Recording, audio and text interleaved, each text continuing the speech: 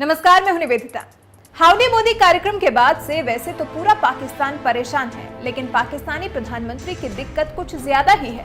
अब स्थिति यह है कि इमरान खान को पाकिस्तान के साथ साथ दुनिया भर के सामने सफाई देनी पड़ रही है। दुनिया को इस बात के बारे में जानकारी है कि पाकिस्तान संयुक्त राष्ट्र में अब तक कश्मीर पर प्रोपेगेंडा फैलाने में नाकाम रहा है, जो इतना गहरा हो गया है कि सफाई देनी पड़ रही है। अमेरिकी राष्ट्रपति ट्रंप के साथ मुलाकात में कुछ नया नहीं निकला है, तो इमरान को कहना पड़ा है कि उन्होंने किसी से कोई भीख नहीं मांगी।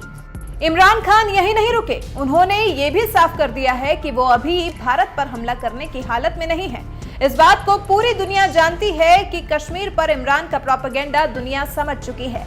ऐसे में कोई भी अब इमरान खान के बारे में कुछ सुन ही नहीं रहा। प्रेस कॉन्फ्रेंस के दौरान इमरान ने मुस्लिम दाव भी चलने की कोशिश की। अपना दर्द सामने रखते हुए पाक पीएम ने कहा कि वो इस मामले में अंतर्राष्ट्रीय समुदाय के रवैये से काफी निराश हैं। कश्मीर को लेकर उन्होंने कहा कि अगर मुस्लिमों की जगह अमेरिकी, यहूदी, यूरोपियन होते तो दुनिया भर के देश चुप न रहते। My expectations, President Trump heads the most powerful country in the world, and the most powerful country in the world has a responsibility, and you very kindly wanted to mediate in this, and you also said that both of us, India and Pakistan, has to agree to mediation, but unfortunately India is refusing to talk to us. So in this situation, I feel that this is the beginning of a crisis. I honestly feel that this crisis is going to get much bigger, what is happening in Kashmir. So we would like to talk about that later.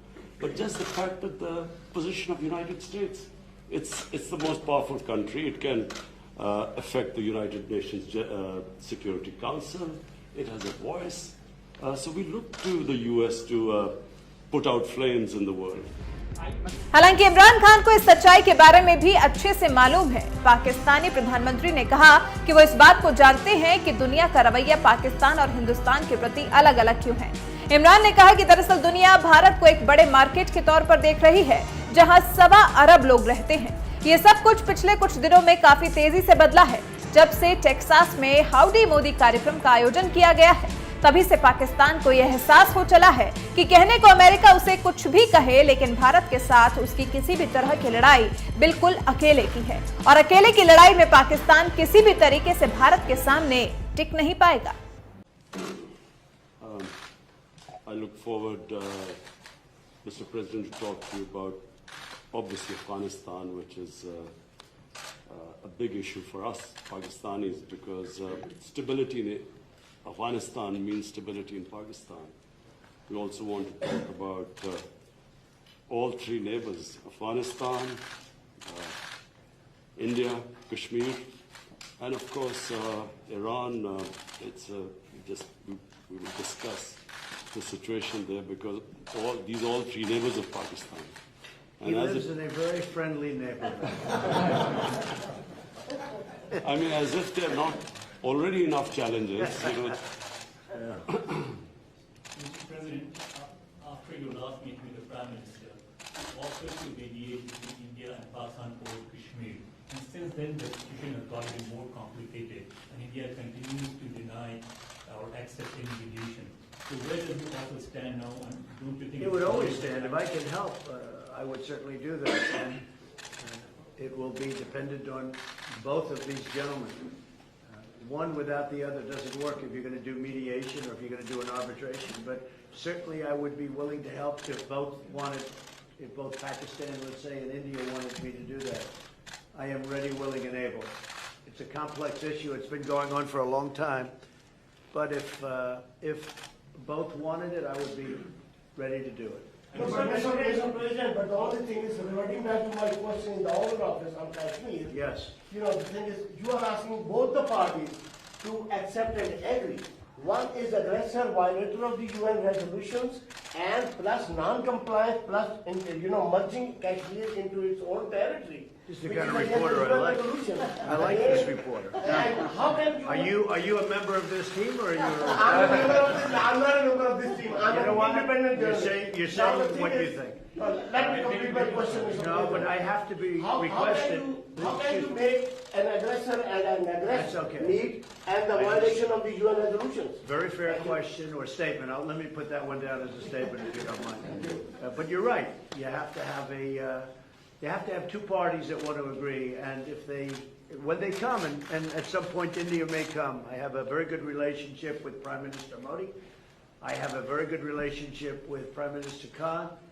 And if at any time they say, we have some points that we think we can maybe iron out, I think I'd be an extremely good arbitrator. I've done it before, believe it or not, and I've never failed as an arbitrator. I've been asked to arbitrate disputes, pretty big ones from friends, and I've done it in a good, successful fashion. If I can be of help, you know that. If I can be of help, let me know. But you'd have to have the assent also from the other side.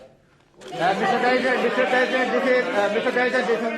Mr. Johnson has now called for a new deal, just moments ago, for a new Iran deal. This is the first time he's called for that. I wonder what your reaction to it, and have you discussed that with Well, I him? think that's why he's a winner. That's why he's a man that's going to be successful in the UK, and I think that's good. You're talking about Boris, Yes, right? Boris. Boris is a man who, number one, he's a friend of mine, and number two, he's very smart, very tough.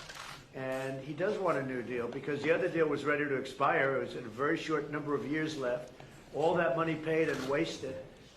You didn't have the right to inspect the appropriate sites. You were looking at sites that would never be used to create nuclear. The sites that they would use, we weren't allowed to inspect. What kind of a deal is that? And ballistic missiles. They're allowed to test ballistic missiles and other things. But one of the biggest things is the fact that the agreement is going to expire in a very short number of years. And what kind of a deal is that? We're dealing with countries. You have to go long term. So I respect Boris a lot, and I am not at all surprised that he was the first one to come out and say that. Mr. President, this is the first time. Mr. President, this is the first time. This is the first time. This is the first time. So this is Jazeb Ali from Airline Industry Pakistan. So this is the first time we get honest leadership like you in America. And in I past, agree with that. This Yeah. is the first time you've had so in past, honesty. in You've had a past, lot of dishonesty, and Yeah. they've treated Pakistan very badly. so in past, People in my position have treated Pakistan very badly. so in past, And I think that, I wouldn't say Pakistan has treated us too well either, but maybe there was a reason. And in fact, I think there was a reason for it.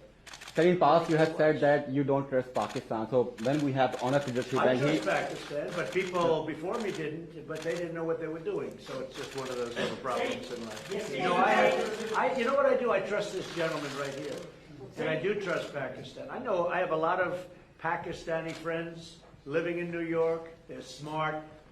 Great negotiators, by the way, in case you had any questions. They're among the toughest negotiators in the world. so you are bringing peace. And you know what? It's all going to work out. But if I can help, I'd like to help. But I don't think you've ever had a president that felt the way I do in a positive way about Pakistan. I don't think you have. I've looked back and I've seen where it was. But I also have a very good relationship with India. I have a good relationship with both. So that if they decide to use that feeling among both, I think we can help out. But this has been a long-standing, this has been going on for a long time. So you're Mr. President, yesterday on Share the Stage with PMO, he alleged that Pakistan is the hub of terrorism. Do you endorse that or do you disagree with that? Because you said that Pakistan has made a lot of progress. Well, I really have been pointing much more to Iran. I mean, Iran, if you look at that's been really the state of terror. I've been saying it's the #1 state of terror in the world. And the agreement we had does not cover that. It was not doing well. It was doing very poorly. And now Iran is doing very poorly. Iran is a different place than when I took over. When I took over the United States, when I became president, Iran was a real threat to the entire Middle East and maybe beyond. And now they're having very, very big difficulties, to put it mildly. So we'll see. Are you happy with the progress that Pakistan has made countering terrorism, particularly eliminating terrorism? I've heard they've made great progress, and under this leader, he's a great leader. I think he wants to make great progress because there's no solution the other way. The other way is only going to lead to death and chaos and poverty. It's all it's going to lead to. And he understands it. Your prime minister understands it. Are we concerned about the human rights situation in Kashmir? About which? Human rights situation, human rights Sure, violations. I'd like to see everything work out. I want it to be humane. I want everybody to be treated well. You have two big countries, and they're warring countries, and they've been fighting. And I mean, I heard a very aggressive statement yesterday. I don't have to say that. I was there. I didn't know I was going to hear that statement. I had said, but I was sitting there, and I heard a very aggressive statement yesterday from India, from the Prime Minister, and I will say it was very well received within the rule, within the room, the statement itself. That was a big room. There were 59,000 people. But it was a very aggressive statement, and I hope that they're going to be able to come together, India and Pakistan, and do something that's really smart and good for both. And I'm sure there's always a solution. And I really believe there's a solution to that. If you can help the Pakistan, you might find a Nobel Prize. Mr. President.